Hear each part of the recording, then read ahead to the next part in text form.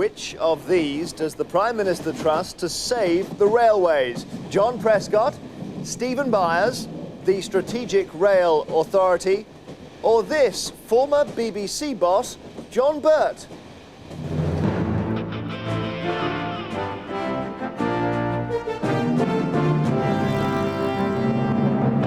Good evening. The Transport Secretary returned from holiday today to witness commuter misery on the railways, as well as the revelation that Lord Birt is now the man thinking about the future of the transport system. We look at where that leaves Mr. Byers parked. Criticised for being abroad during a crisis, the Prime Minister arrives in Afghanistan. Can he do enough to make our troops welcome there? End of the road for the Archbishop Margaret Thatcher thought was one of us. Who will Mr. Blair decide is one of his? Plus how winter has closed in on the homeless of New York. 1 person in 8 relies on charity for their food. And from Edinburgh, the saddest news that Jennifer, the baby daughter of the Chancellor Gordon Brown and his wife Sarah, has died after only 10 days of life.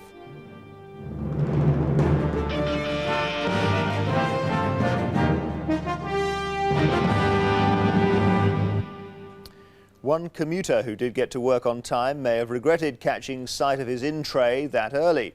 Back from a seemingly ill-timed holiday, the Transport Secretary didn't have to worry about being caught by the rail strikes. He arrived at work by chauffeured car as hundreds of thousands of South West Trains passengers were left fuming at the effects of action by the RMT union. Mr. Byers may well have wondered, though, whether the jaws were closing on his own career. Revealed today were some of the findings of Lord Birt, who used to run the BBC and, it's emerged, is now helping Tony Blair with ideas on road and rail. If that undermined Mr. Byers, his party chairman's comment that this is a make-or-break year for him sounded like it dug even deeper. Our political editor Martha Carney reports. The one thing Britain's rail network doesn't lack is ideas about its future. There have been 10-year plans, strategy documents, rail reviews, leading, some would argue, to an essential confusion about the very direction of transport policy. So how many people does it take to fix a railway? Most passengers wishing to travel with this coach service to Bracknell. Most passengers wishing to travel with this coach. With more strike action today by workers on South West trains, no one disagrees that the railways are in trouble. Perhaps not the most opportune moment for a Transport Secretary to take his holiday. Nor can he be cheered by the news John Birt's been asked by the Prime Minister to write a report on his patch, the state of the railways. So where does that leave Stephen Byers? I would have thought that the Prime Minister appointed the Secretary of State for Transport. I would have thought that the Prime Minister should support the Secretary of State for Transport, or I should have thought he should sack the Secretary of State for Transport. What you cannot do is let him hang gently in the breeze. I didn't make it to this morning's number 10 briefing for journalists because I was stuck on a train, honestly. But I gather that Downing Street was adamant that this Birt report isn't a slap in the face for Stephen Byers. However, even his friends admit that he's got serious problems, partly because he owes his political position not to any kind of strength within the Labour Party, but as a direct result of Tony Blair's patronage. If that's withdrawn, he's in deep trouble. So why has Tony Blair turned to John Birt? If you take an area like transport, the travelling public don't care whether it's number 10 or a Whitehall department that sorts the thing out. They just want it sorted out and for the trains to run in time. So I don't really think it matters, you know, what the background of a particular person is. The main thing is to have the centre and the departments working together to deliver what the public want. But Lord Birt's former career doesn't qualify him as a policy advisor, according to one influential backbencher. I assume this is in the light of the superb job of reorganisation he did with the British Broadcasting Corporation, where he managed to muck up everything as far as I could see, so that now everyone is split into bits. But the reality is that this is nonsense. If you do have a problem with a major system, you ask the people who know about it, not the people who don't know about it. If you want informed comment, you've only got to go to a passenger to find out what it's really like day to day. But can the Prime Minister really rely on getting good advice from civil servants within the Department of Transport? Well, of course. You're dealing with a department which has 2,000 people in it, large numbers of whom know all about the railway system, and indeed the senior civil servants know a great deal more about it than some of the other people they're dealing with. Others cast aspersions on Lord Bert's previous research, which was about crime. I think it's very dangerous to have somebody who knows nothing about a very complicated field like crime or even transport, who then gets the ear of the Prime Minister and comes up with something which is virtually nonsense, which is what happened when he was involved in trying to sort out crime and offenders. He came up with a nonsense figure which has since been repeated by Number 10 and by the Home Office, and that is very dangerous when someone as powerful as him, with the ear of the Prime Minister, is not accountable, doesn't reveal their sources, doesn't discuss issues with experts in the field, academics or organisations, and yet has the ear of Number 10. So is Tony Blair's tendency to seek advice from outside Whitehall a sign of fresh thinking, or indicative of a wider problem, control freakery from Number 10? The Prime Minister himself has frequently been accused of having a presidential style of government. An example of this is the number of policy units within Downing Street, which arguably duplicate the work of government departments like health or indeed transport. There's certainly a plethora of units. In theory, rail could come under Number 10's policy unit. Then there's the delivery unit, maybe the one John Burt reports to, the forward strategy unit. There's the Office for Public Sector Reform. And why miss out the performance and innovation unit, all parallel to the Department of Transport in the regions? They should welcome any help from Number 10, according to one insider. The power of Number 10 to make things happen in Whitehall is quite considerable. So for Stephen Byers or any other minister to have a part of Number 10 which is trying to help them deliver on public sector reforms is a good thing. Couldn't it be argued that to get effective delivery in public services, Number 10 really has to take the lead? Of course they have to take the lead. What they don't have to do is to do everybody else's work. That's why we have government departments, that's why the Prime Minister appoints ministers. If he doesn't want other ministers, he wants to do it all himself, then fine, but then it isn't what government is about. No one underestimates the complexity of improving the rail network. But can the government really deliver a better service, while confusion remains about whose task it is to plot the route ahead?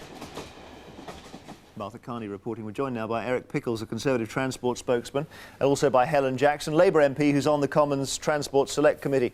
Mr Pickles, first of all, isn't it a bit churlish of your party leader to suggest Mr Blair should not be out of the country at the moment because of the crisis with the rail, apparent crisis with the rails here at home? We're all very grateful for the work the Prime Minister is doing on international matters, but as a number of commentators said, it would be very nice if he could spend a little bit of time dealing with problems, particularly with regard to the railways. But should he be away now or not? When he's clearly lost confidence in Mr Byers. I think Gwyneth Dunwoody had it right. He's left this man dangling in the wind, so he either should back him or sack him. But is it preferable for Mr Blair to be away now trying to diffuse a war between two nuclear powers? I think it's important the Prime Minister does a good job in India, and no one's objecting to that. But I think well, it sounded like you were. No, but I think it's important that the Prime Minister should show some leadership on domestic issues. If he'd left somebody competent in charge of our railways, if it was somebody other than Mr Blair, then other than Mr Byers, I beg your pardon, then OK, I accept that. But we have to understand, if you're waiting to go to work, if you can't get to work, if the nation's grinding to a halt, it would be good if the Prime Minister showed the same leadership. After all, it just takes a phone call to sack him and replace with somebody decent. And Helen Jackson, your colleague Gwyneth Dunwoody appears to agree with Mr Pickles, because she just said in Martha Carney's piece there, I would have thought Mr Blair should support Mr Byers or sack him. You can't let him hang gently in the breeze. Helen Jackson, can you hear me? We seem to have lost contact with Helen Jackson at the moment, so I'll ask you, Mr Pickles, what exactly you would do with this situation, given that this is a privatised company dealing with a union. With regard to the industrial strike, yeah. Well, I mean, I think that's precisely the point. It is a company dealing with a trade union. It does seem to me now that arbitration is important. It does seem to me that management has a right to manage. But the people who are going to lose out in this whole process are ultimately going to be the railway workers, because, as we know, the number of people travelling by rail is on the decline now. But when it's a privatised company dealing with a union in that way, what is the point of Mr Blair coming back in the country, or Mr Byers in your, as you would term it, being more across his brief? Because Mr Byers and Mr Blair decided to renationalise the railways. After all, we're now 3 months since they decided to renationalise. They promised to get the company out of receivership, out of administration, within 3 to 6 months, and now it looks as though we might be talking about years. What I'm asking them to do is to show some leadership. Their transport strategy now is in tatters. Half the money has now disappeared, and the situation is going to get worse. Delays are worse since they renationalised it. The whole problem is worse and worse. We still, I don't think, can be heard by Helen Jackson in Sheffield. Can we, Ms Jackson? So over to you, Mr Pickles. You're holding the fort now. Yeah. Mr Burt, Lord Burt was appointed by the BBC, by your party to run the BBC. So I assume you think he's good at something. Well, in politics, it's kind of important sometimes to get somebody that can take an outside look. Say you're trying to explain this to someone from outer space. And I suppose Lord Burt is as close to somebody on outer space as far as transport is concerned, because his idea of public transport is maybe taking a taxi cab and leaving his chauffeur limo behind. It wasn't very good in terms of putting things together on crime, and I suspect it just is a demonstration of Mr Blair's lack of confidence in Mr Byers. Thank you, Mr Pickles. We now have Helen Jackson on the line. Can you just explain the significance of Lord Burt trying to formulate a rail and road strategy, Helen Jackson, when Labour already has one?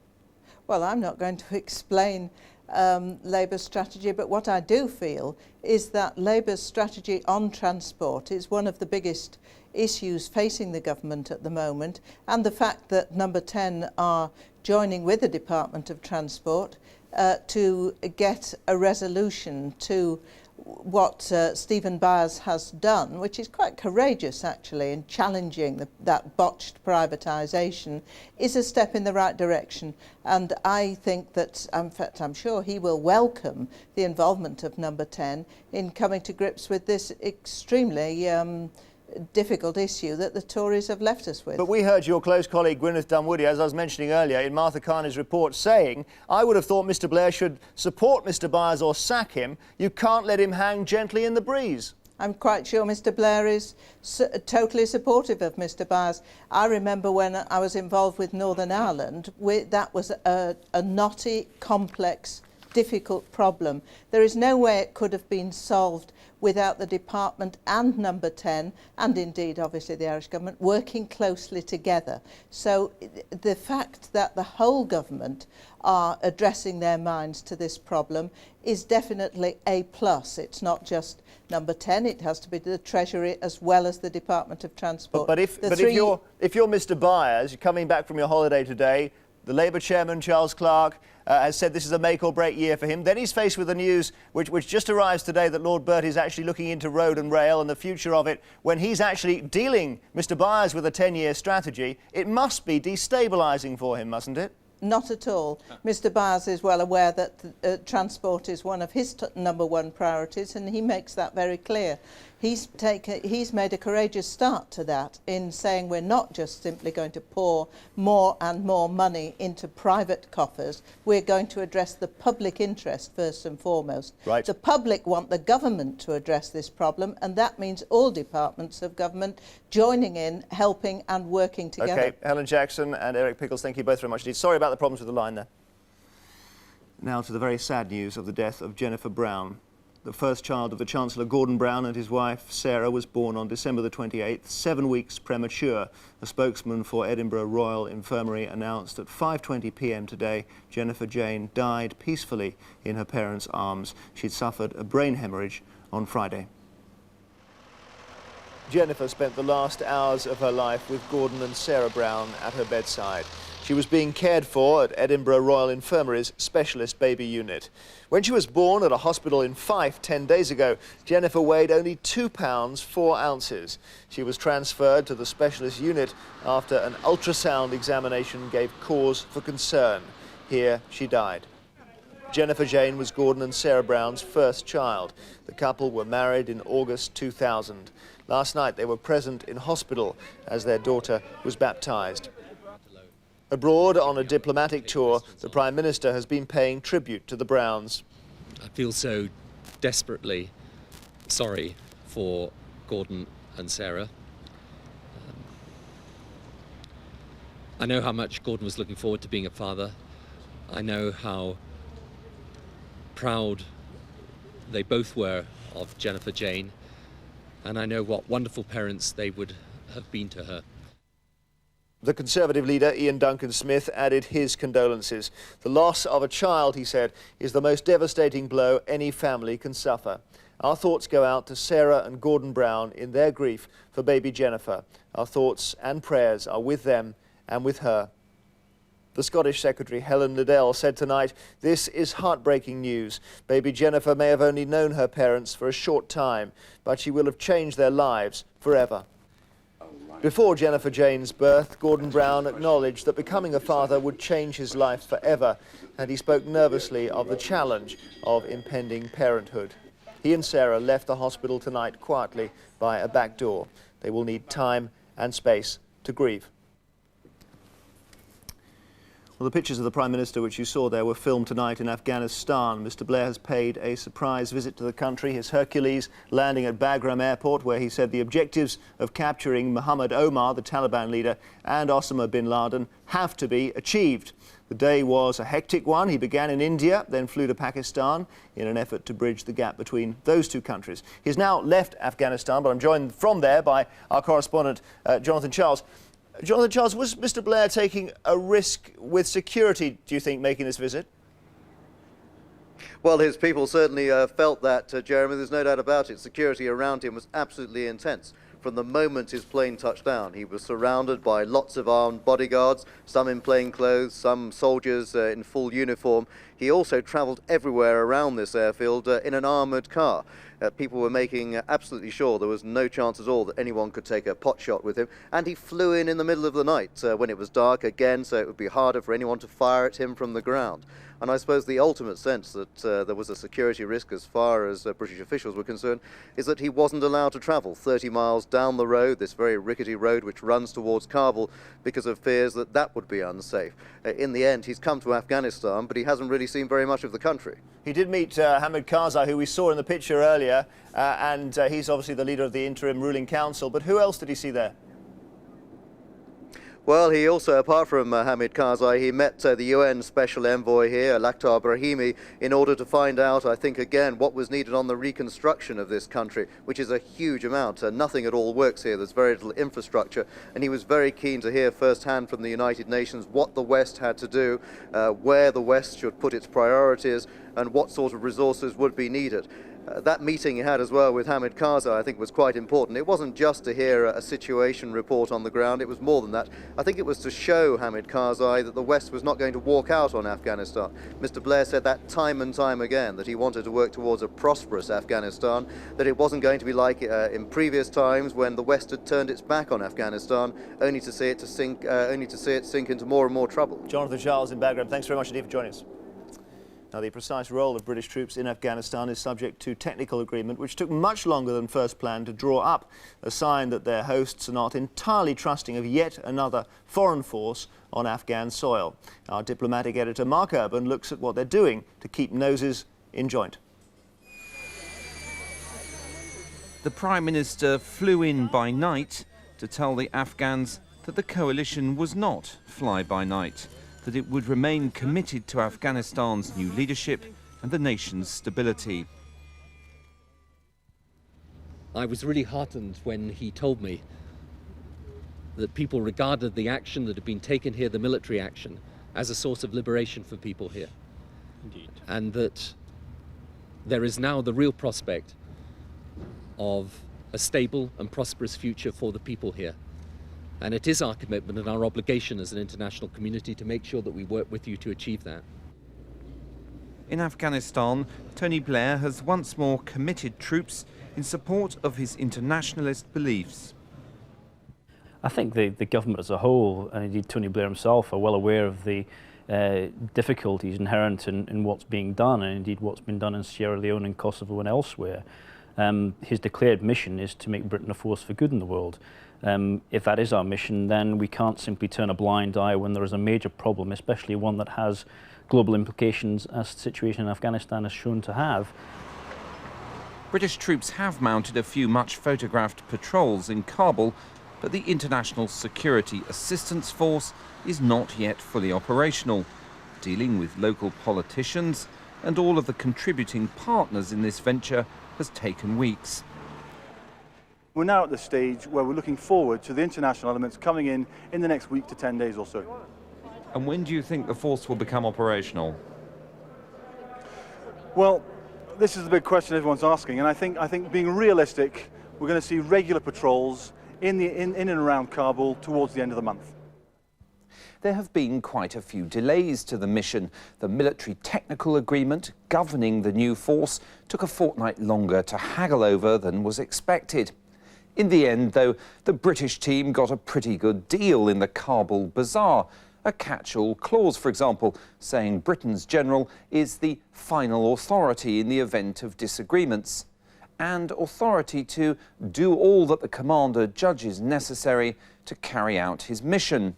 If there's a drawback, it's that the agreement only authorises the force to operate for 6 months. After that, it's anyone's guess. The missions envisaged for the foreigners are pretty modest too, on paper at least. But the British leaders of the mission believe that the psychological impact of their troops patrolling the streets of Kabul will be more important than any fine print. Hamid Karzai's interim government is a delicate experiment, and it's to keep its members from attacking one another that the international force must direct its energies. The unspoken task of the operation is to provide a degree of security for the interim administration, which is composed of a number of different elements, some of which don't necessarily trust each other.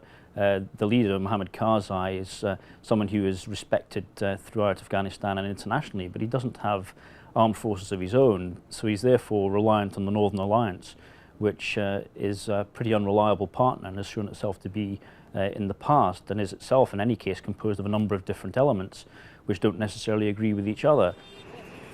The new mission is meant to be carried out hand in hand with Northern Alliance police, who now occasionally join foreign forces on the streets. It's another difficult balancing act for the internationals, as many Afghans see armed groups as the cause of insecurity rather than its solution. It's a very sensitive issue. We're very aware of the sensitivities here. It's a Muslim country, and clearly one of the areas that General John has spent a lot of time talking to the interim administration about are these sensitivities, just to make sure that we are aware of them and therefore we put them in place when we're on the ground. There was a chance for some brief words with British troops at Bagram, men and women who must now turn the Prime Minister's aspirations into something real and lasting in that wild country. Mark Urban reporting. For those who enjoyed observing the procedure under which leaders of the Conservative Party are elected, another even more baffling system is about to take centre stage in our national life. When the Archbishop of Canterbury announces his retirement, which he's expected to do this week, the Crown Appointments Commission will be convened to help filter the available candidates. It won't make the final choice, though. That'll be up to Tony Blair, just as Dr. Carey owes his job to Mrs. Thatcher. David Sells reports. Prime Minister, the Commission is offering you the two names which emerged. Was there an open election? There can't be an open election. Bishops are seen as part of the apostolic succession. What's that? It's God's will. Choosing a new Archbishop of Canterbury, you might think, is a job for the Church of England. Quite wrong. It's the Prime Minister of the day who has the final say, counselled, as we see here, by civil servants in an impartial, frank and transparent manner.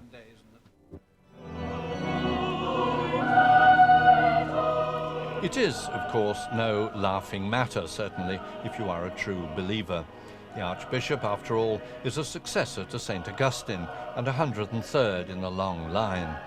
The Church itself is a great British institution, in decline, it is true, but deep-rooted in this land of ours. And Dr. Carey himself has been a reformer of its bureaucracy. He was the great outsider when chosen for the job 11 years ago. He'd only been a bishop for 3 years. He was little known outside his diocese of Bath and Wells, and the bookies, William Hill at the time, were offering odds of 20-1 against. But politics stepped in the person of Mrs. Thatcher.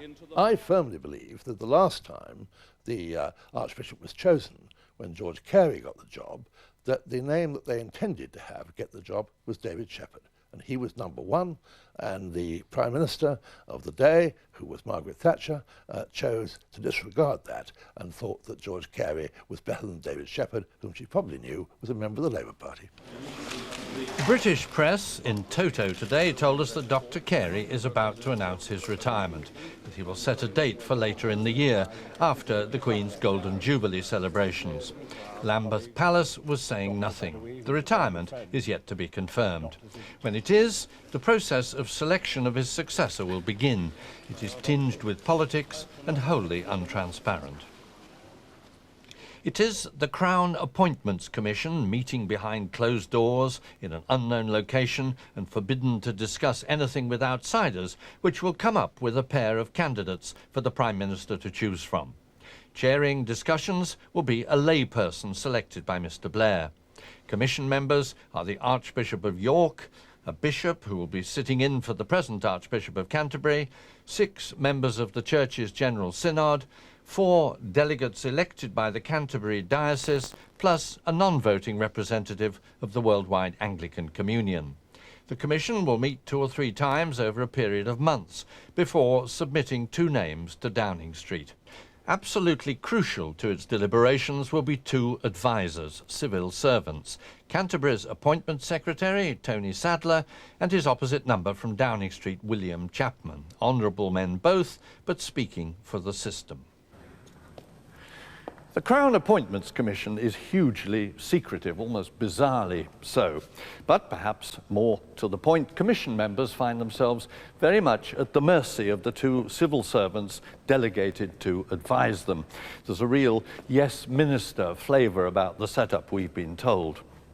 The civil servants it is who present profiles of candidates for jobs of bishop and archbishop to commission members. And one former member told us that a profile of a candidate for the job of a bishop had been so distorted that he had failed totally to recognise the priest in question, a man he'd known personally for 30 years.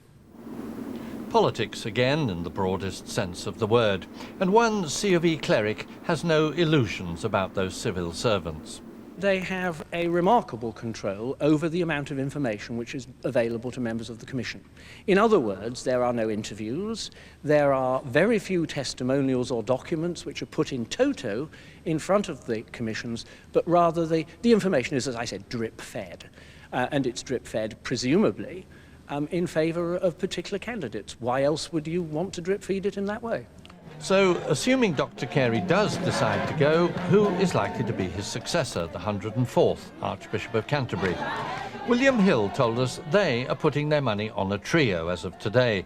The present Bishop of London, Richard Charteris, a traditionalist, sceptical of efforts to modernise the Church, the Bishop of Rochester, Michael Nazir Ali, born in Pakistan, an evangelical conservative on social issues, and the Bishop of Liverpool, James Jones, another evangelical with views similar to Dr. Carey's. And not a liberal among them. Before you place your bets, though, just remember what happened last time. Well, remembering that here, the Reverend David Holloway, Church of England Reform Group, Elaine Storkey, member of the Church of England Synod, who sat in the Crown Appointments Commission, and also Tony Benn, Labour's longest-serving MP ever. Elaine Storkey, is that true that there's a yes minister flavour when you have discussed these things? Oh, no. I mean, it was a good piece of fun there. It wasn't like that on the Crown Appointments Commission, and it's not going to be like that in the future. In fact, a lot of the things there, the criticisms are accurate. The secrecy was accurate.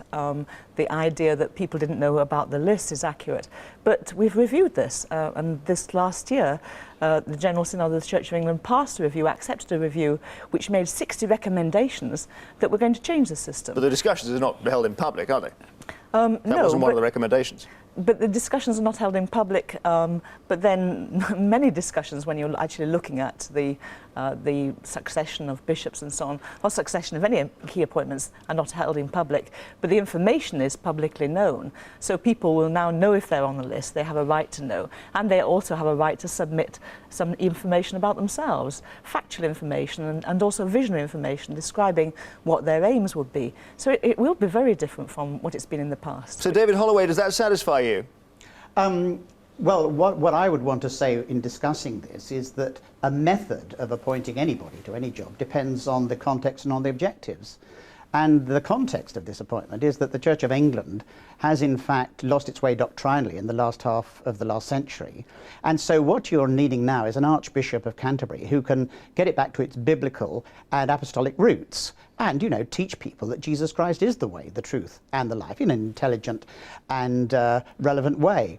And so given that as the objective, you then look at your method of making that appointment. And I have to say that I can see many, many faults in the Crown appointment system, but I think at the moment it is probably the least worst system that we've got.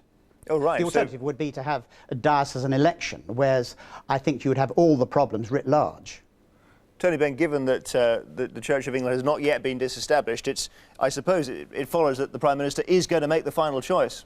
Well, like all patronage, it is secretive. That's what patronage is about. I went to the coronation 50 years ago and I heard the then Archbishop of Canterbury ask the Queen, will you maintain in the United Kingdom the Protestant Reformed religion and uphold the Church of England? And she said, yes, the only oath the Queen gives. When a bishop is appointed, he has to give homage. And what he says is, I acknowledge, I hereby declare your Majesty is the only supreme governor of this our realm in spiritual, ecclesiastical things as well as temporal. That's to say, to be a bishop, you have to deny the legitimacy of democratic government. I think the least you could do would be to give the Church of England the right to pick its own leader. They do in the Church in Wales, they do in the Church in Ireland, they do, Scotland, of course, has an established church, but not an Anglican, right? And the Prime Minister is about to appoint the person who is the head of the worldwide Anglican Communion, and he doesn't even have to be a Christian. So why not have it as a vote on the floor of the General Synod, have a debate and have a vote, Elaine Storking? Because the way it's done now is that it's actually representative of the whole church. You have this committee of 12 or 14, however number it will be when this appointment comes up, is selected from all over the place, from the diocese, from the clergy, from the laity, from the bishops and so on, young and old, male and female, praying people who get together and look at the whole sweep of the Church of England. And it's actually not true that somebody else appoints. They choose the person and the persons who are names will be submitted to the Prime Minister. The Synod isn't less representative than that, is it? The Synod is represented on the committee by the people that Synod elects. But who actually, can you imagine trying to elect somebody or select somebody by 600 people sitting around debating it? I mean, it's out of the question. No, this is a small committee that looks very carefully, prays a great deal, anguishes over it, tries to get the mind of God together and reads the scriptures together and really does it in an intense way until they come up with a candidate or two candidates that most people can agree on and feel wholehearted about. Is your worry, David Holloway, that the person ends up being a compromise choice, everybody's second choice? Well, I think that is one of the problems with the current system. I agree with Tony Benn that I would prefer the Prime Minister not to be involved. But I'm reminded, as I look back in the Bible, that God uses some very interesting people to achieve his purposes. Cyrus in the Old Testament was not a believer, but he was used by God to appoint or achieve good things. I agree with that. But what has happened in the past, as I understand it, and the Crown Appointments Committee is very secretive, is that sometimes the Prime Minister has chosen the second choice name, and you've got some very maverick characters through, and that's not healthy. But you limit the Prime Minister's power to choose by only giving him two names at least. Well, yes, that is true, and that's what happened in 1977, I think, when the Crown Appointments Commission was set up. But we're dealing here with a whole host of questions, not least constitutional monarchy and the whole nature of how we want our public governance, because at the moment we do have an established church, and the Queen is the supreme governor. She's not the head, she's the supreme governor of the church. That means to say the senior layman. Right. Now, if we want to revise that, sure, we can have a clean slate, but at the moment we've got that. Okay, but Tony, even if you did revise all of that, you'd still be dealing with the same short list of 8 going down to 2 and maybe end up with the same person. No, it's for the Church of England to decide its own leader. That's the point. Not for the Prime Minister. Who could be a Muslim, could be a Jew, could be a Catholic, could be an atheist. There's no religious test for the Prime Minister of Britain. And why doesn't the Church of England have the courage to say, we are a very important element in society, all right, we're established if you like, we want to choose our own leader. And this idea that democracy is impossible you know, is an argument with very dangerous implications. If it's impossible in the church, is it possible in political life? I think that is the simplest way, but certainly the Prime Minister should have no say whatever in who heads the Church of England. Do you feel when astonished the Church of England allows it to go on. And when these lists go to number 10 Downing Street, do you feel qualms about that, Elaine Storkey? Yes, I always feel qualms about someone outside the church actually making that kind of decision. Of course, everybody must feel that. And the Church of England, in its new revision procedure, will actually whittle away some of that influence. The commission will be chaired, for example, by someone appointed by the church now rather than by the Prime Minister, which is a huge impact. But, I mean, someone described the Church of England as having the brakes of a juggernaut and the engine of a lawnmower. And we are a bit like that, but we're getting there. Thank you all very much indeed. Now, New York's most famous former mayor, Rudy Giuliani, may have deserved the glitzy send-off prompted by his stolid defiance of the terrorist attacks. But parts of his legacy look less edifying. 100,000 New Yorkers are said to be homeless for reasons unconnected with the destruction of the World Trade Center. And the mayor did his best to cut the budgets used to assist them. Now there is a crisis. The economic downturn in New York post-September the 11th has cost the city 100,000 jobs, and it is estimated that 1 resident in 8 depends on charity to eat. Jane Stanley is there.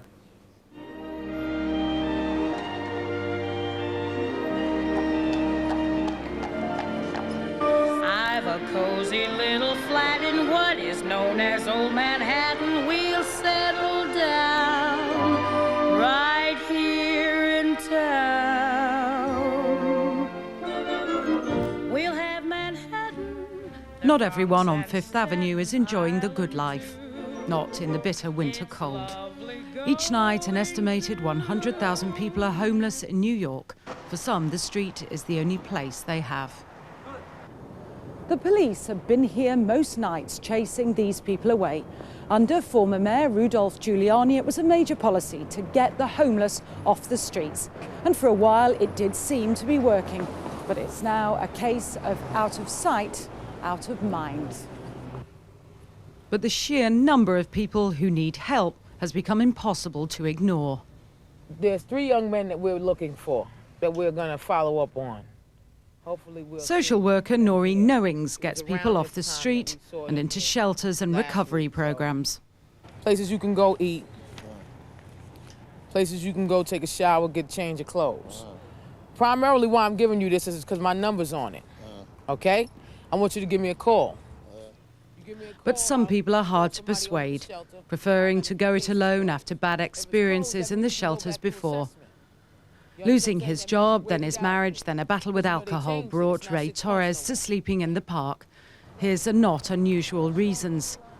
But once you're down in New York, it's hard to get up again. Laura Dudley's trying, but she's existing on just over $300 in welfare payments a month. It's not enough, and so she's sleeping in the same park. It's hard holding a job, a regular job, when you can't sleep properly or bathe properly, you know. I mean, if I'm sleeping outside and the cops are waking me up every hour and telling me to move, you know, or they arrest me, needless to say, I don't show up at work, you know.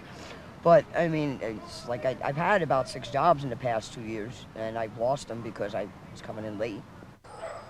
That was when jobs were plentiful in New York City, yet at least 100,000 have gone since October.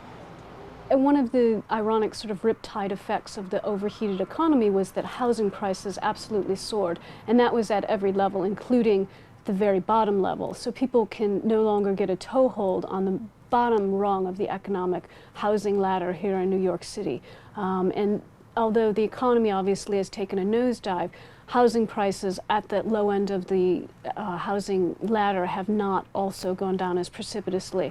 And so it's sort of a 1-2 punch. So some people end up here, the shelters which the city must provide by New York law. We were allowed just a glimpse inside one of the best places. It's privately run with city money. Here, the aim is training to get people jobs for when they leave the shelter. Funding isn't the problem. The city's budget for homelessness this year is $530 million. Half of it comes from Washington. It's good. Instead of being on the streets, using, robbing, stealing, I'd rather be in there and doing this cooking, culinary arts. But a job at the end of this would pay minimum wage, not enough for a high New York rent. And there's almost no chance of public housing. In Mayor Giuliani's 8 years, there was no investment in a longer-term solution, no affordable places for the working poor to live. Instead, a series of short-term fixes. When we spoke to the city's commissioner for the homeless, he conceded that enough public housing hasn't been built. But he argues that people are taking advantage of the city's generosity. To some extent, there hasn't been the increase in the housing stock that we'd had in previous years. I think some of it is just due to the fact that we offer much better housing in the shelter system than some people can afford. And that's a much broader economic issue. If you have a free apartment that you can keep for as long as you want, what is motivating you to move out if you never have to? Families who've just lost their homes can only hope it'll be that easy.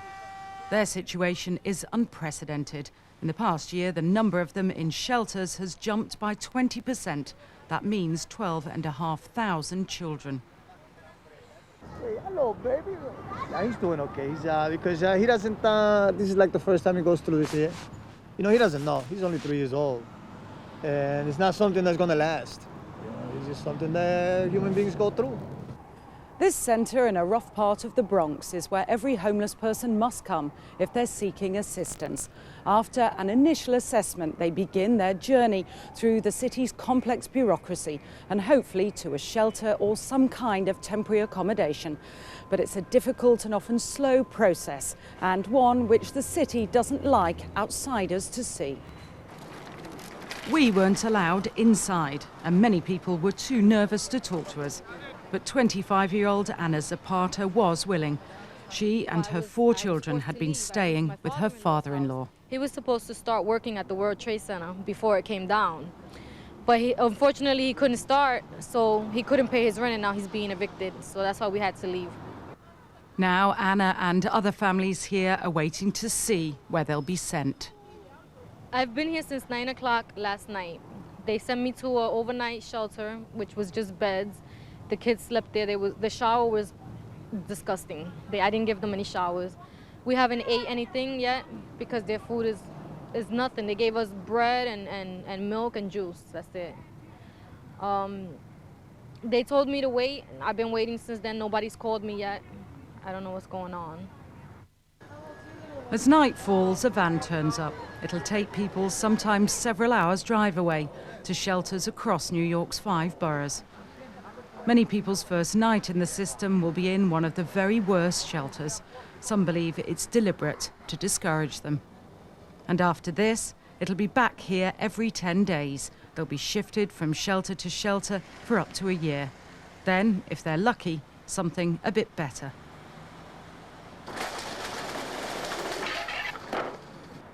But moving right behind them is a wave of Americans who could also be homeless within months. Donations are helping them hold on for now. 50% more people than just a year ago are coming to this Manhattan church for free food, and it's going from bad to worse.